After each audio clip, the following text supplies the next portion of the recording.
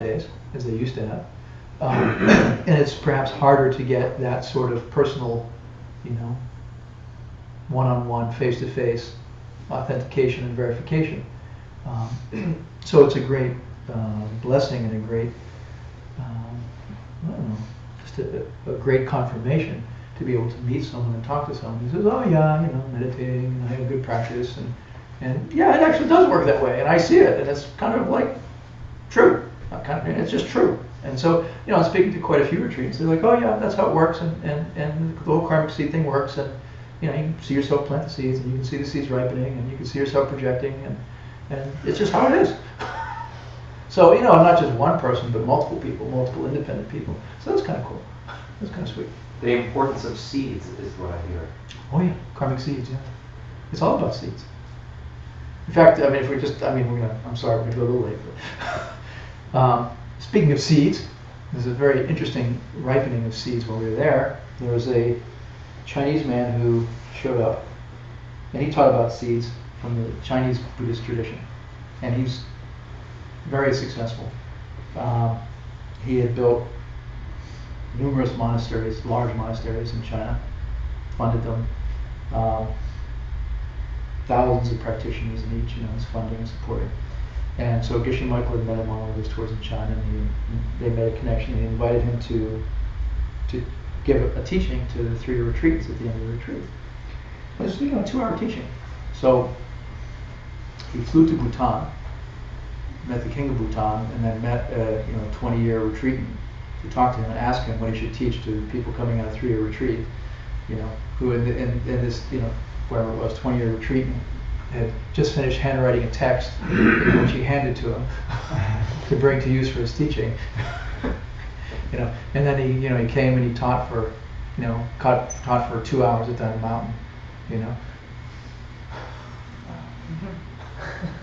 And then he said, well, my Lama told me that there's an Arhat here in America, and it's very clear to me that they're down a mountain, and so I had to come here and I had to do these things, and blah, blah, blah, blah, blah. And his teaching was all about seeds, and so he teaches Chinese business people how to use seeds in their life. He charges $100,000 for a 2-year course. He has 500 students enrolled. I'm sorry, 2-year course? So, this idea of seeds is essential in Buddhism, and he basically said, I use seeds. I don't worry about my future. I'm just traveling around the world doing all this incredible virtue. But the point being that it's all about seeds. Nothing can happen unless you collect the seeds, karmic seeds. Impossible. Nothing. Why? Because everything that happens is an expression of seeds ripening in our mind stream into a perception. If we don't have the basis of a projection, we can't project it. Can I project love if there's no love to project? No. Can I call up anger if there's no anger to call up? No. Can I project purity if there's no purity to project? No. So all of these things come from seeds. Seeds being in our mind stream and seeds ripening. Right? So I'm going to zoom along here. Okay. Yeah. Sure. It's very cool, right? Yeah. Very cool. So Jason Kappa, I'm going to go through quickly. Jason Kappa in Course 5 taught that there are 4 specific results to karma. There's the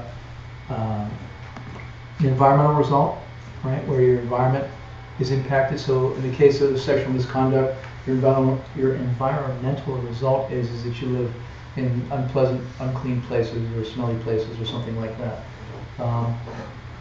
And so we have to say the way karma works, just to go back to seeds for a moment, the way karma works is let's say you yell at somebody. Let's do it positively. Let's say you're loving to somebody, okay? As you come to the end of speaking sweet loving words to someone, there's a residual energy there. Your mind records, your mind has a perception of you being sweet and loving to someone, right? You perceive yourself being sweet, your mind records it, just like a, VCR, DVD, whatever. So those impressions, those imprints upon the mind are karmic seeds, okay? So they're residual energies, basically. And you collect 65 imprints in a moment. So however long the loving words or thoughts last, you have that many imprints that you're collecting, 65 per moment in your mind. Okay, 65 frames a second. Each one making very, very subtle impressions in the mind stream. Those are destroyed instant by instant. It's like billiard balls, one hitting the next. Right? Each karmic seed is destroyed by the instant. It's like, think of like a row of flashes, like one transferring the energy to the next, right? Going in a stream. So the power of the destruction of the seed perpetuates the next seed. And so it's this chain reaction essentially that goes on endlessly. So you can think of it as like, endless billiard balls, one hitting into the next and moving the next one, right? And so that's the process by which karmic energy is maintained in the mind stream over hundreds of years or millions of years. And so, karma collected 1,000 years ago is just as fresh as now as the karma collected a moment ago, because it's a fresh karma which is coming into being moment by moment. So the passage of time isn't really relevant to the strength of the karma in that it doesn't fade. However, karma grows over time. So as the karma is triggering destruction, creation, flat one moment flashing into the next, the karma is actually, the energy is actually expanding and growing. Okay, so the energy builds up as time goes on. So old karmas are actually more powerful than new karmas. So karmic energy doubles every 24 hours, the scriptures say. So, very important to purify negative karma quickly after you collect it, and very, very powerful to put more, to rejoice in and feel happy about the virtue of purification. Anyway, so when these karmic seeds ripen, they force you to perceive things. They force you to experience things. So, whether you see your boss is pleasant or unpleasant, whether you see a boss at all, or you don't have a boss, whether you have a lovely job, with no boss and everything's wonderful, or whether you have a miserable boss, those are all forced upon you by karmic seeds, right? So nothing is good or bad from its own side, right? Everything, if music was good from its own side, if, I don't know, what's the popular song, if the Rolling Stones were great from their own side, they'd be on the top 10 chart forever. It would never change, right? Because their status would be radiating from them, and it would never fluctuate, it would never change, and they'd always be... Isn't that what's happened with them? I think they went from number 2 to number 3. Been around for 50 years. I think they have dropped just a little over the decades, but sadly, right? So, karmic impressions are ripening in the mind, forcing us to see things in the way we are, and so we see the world that way. Things fluctuate. So, all right. So that's how karma works, and then we have our karma correlations, right? I wonder if we can go through it. Let's see. Do a little bit. So he says, whenever I feel any kind of mental pain, it's because the wheel of knife has turned on me again. He says, if you feel upset in your heart, unsettled in your mind or your emotion, it's from the karma of upsetting other people. And that the solution to that is to do tonglen with other people. If you feel emotionally upset often, then you've upset other people emotionally in the past. And you need to take away people's emotional pain. And so do tonglen. By the simple act of pretending to take away someone's pain through tonglen practice, you can actually reduce your own emotional anxiety, right? So that's it. He's telling us how to reach a Buddha paradise. He's saying, go do these things, you'll end these problems, you'll end these mental afflictions, right? It's like that.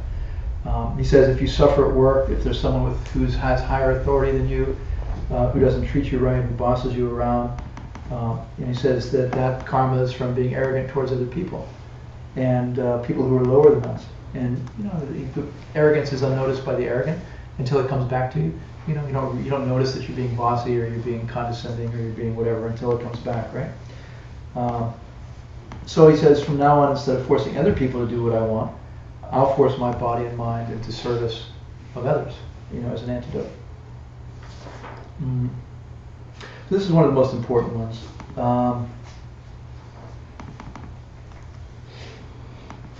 It says, any time a single thing strikes me as something unpleasant, it's because of the wheel of knives has turned on me again. The karma of constantly seeing my world as something less than totally pure. From now on, then, I'll devote myself to seeing things only as pure. It's called namdak. seeing the purity. Anytime a single thing strikes me as something unpleasant, it's because the wheel of knives has turned on me again.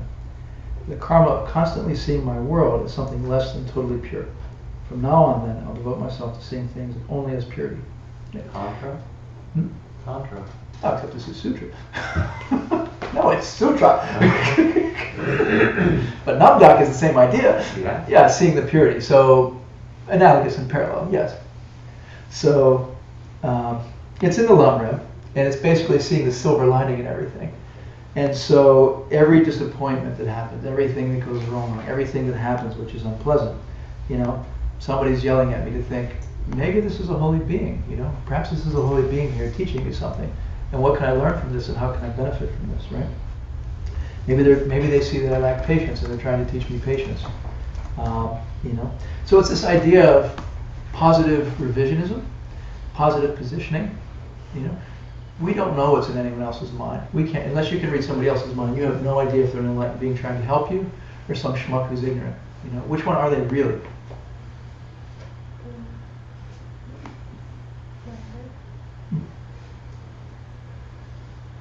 Whatever they are, it's not coming from their own side.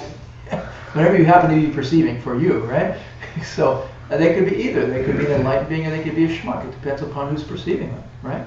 And so this is the point. Do you want to go through life perceiving schmucks?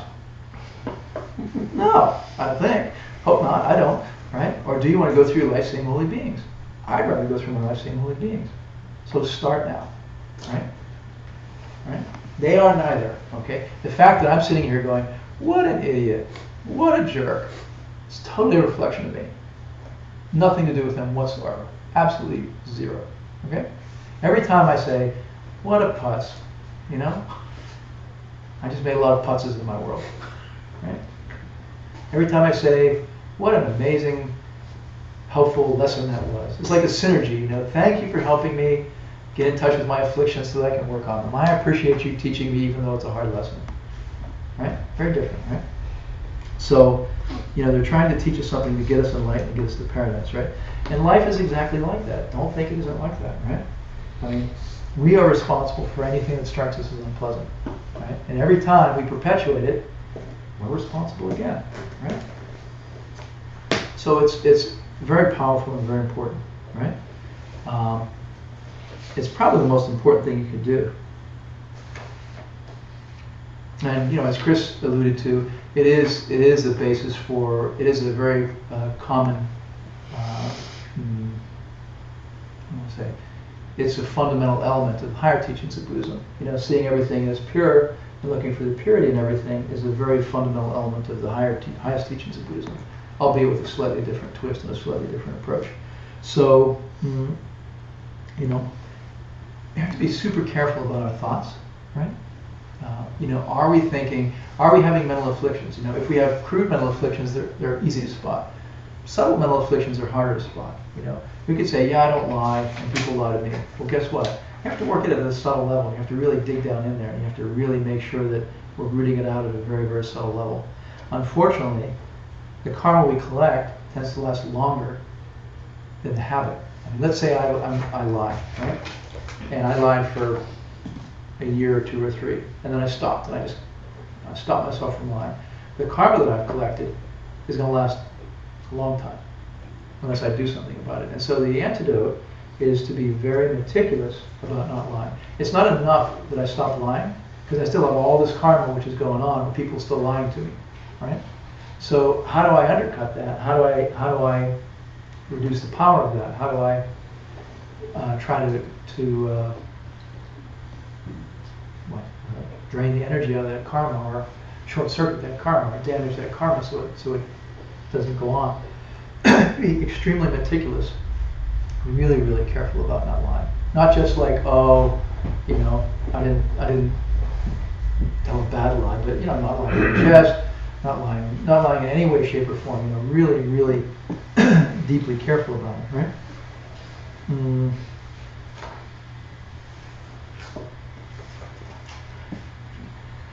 So, you know, how do we, bless you. There are a lot of other causes that they talk about. I'm not going to go into it because it's getting late. I very much encourage you to do it in the readings. But you've got to be clean. You know, you've got to be really clean. Keeping your vows is the best way to do that. You know, checking your vows every 2 hours, having a spiritual journal, and checking your vows every couple of hours is the best way to do it. You know, am I misbehaving? You know, spiritually, karmically. Am I on the wrong track? Am I thinking the right thing? You know, if you do this LOJONG really well, then your body changes into a different kind of body. You know, your mind changes into a different kind of mind. You're not capable of feeling pain.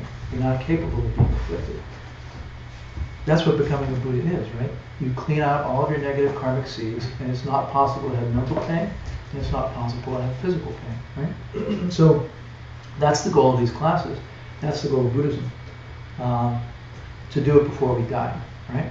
And so I think very often we get into the mode of, well, it's a nice idea, and I'll do a little of this, and I'll do a little of that. And I think it's much less common that people feel like, you know, it really is possible for me to change my body and mind so that I don't feel pain and suffering, you know? And it really requires a concerted effort. It really requires dedication, focus, and effort, and it requires making it a priority. And as we said earlier on, you know, if you don't practice consistently, it's not going to happen, right? So, if one does practice and keep one's vows well, then your body and mind actually does begin to change. And one does have these amazing things happen to you. And the body transforms into a body of light, and the mind transforms into a mind of bliss. And that's the goal of practice. You know, that's to do that before you die is what tantric practice is about, especially the second levels, higher level of tantric practice. So it's not possible to do it without that. So think about it. You know, think about whether that's something that you aspire to in this life. You know, if you're going to achieve an enlightened body and mind in this life, then you've got to start now, and you've got to be serious. So everything's there, you know, it all works, and it's a matter of putting it into practice and pulling it off. So, and you know, we're half healthy, we have time, we have energy, we have to go for it. So, I mean, you know, it won't be long before we don't have the time, or we don't have the money, or we don't have the free time to be able to do those things. So, so that's basically how to get to heaven. And you have to do it. So next week we get into the Lord of Death and become the Lord of Death and do more smashing and destroying of ignorance and afflictions. Okay. So please do take it seriously, and please do recognize that you aren't a schmuck, and you aren't a holy being. You aren't a human being from the inside. It's a temporary condition, you know, and it's a temporary condition for everyone else. And your perceptions are constantly shifting. And sooner or later, your perceptions will shift away from being a human, for better or worse. You know? So, you know, if you reach this thing called death, if you reach the perceptual shift called death, right, without high practices, then you'll have perceptual shifts into more mixed up, you know, suffering up and down and all around existence, which is usually not pleasant. If you can collect the causes, the seeds, the karma, you can have a perceptual shift of a holy body and a holy mind before you die. And you aren't anything from your own side. You're not a human being from your own side. You're not ordinary from your own side. You're not enlightened from your own side. You're potential. You know, you are potential to be anything. And what you will be is a function of your seeds and your perception. So collect the right seeds.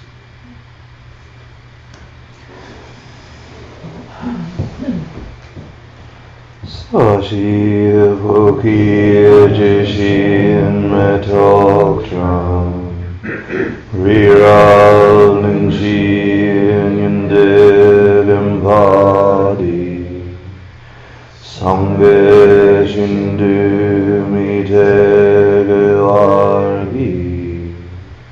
Drokun Namda Shinla Jipasho Hidam Guru Ratna Mandala Kamyatayami Ngawadi Ngawokun Sunam Yeshe Zaksakshin Sunam Yeshe Lejen Hui Dampagni Dobasho.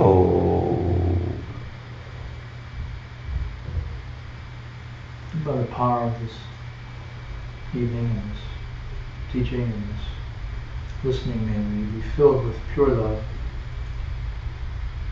always radiating it to every being in every realm, understanding the true nature of reality and living in this place of pure ultimate compassion.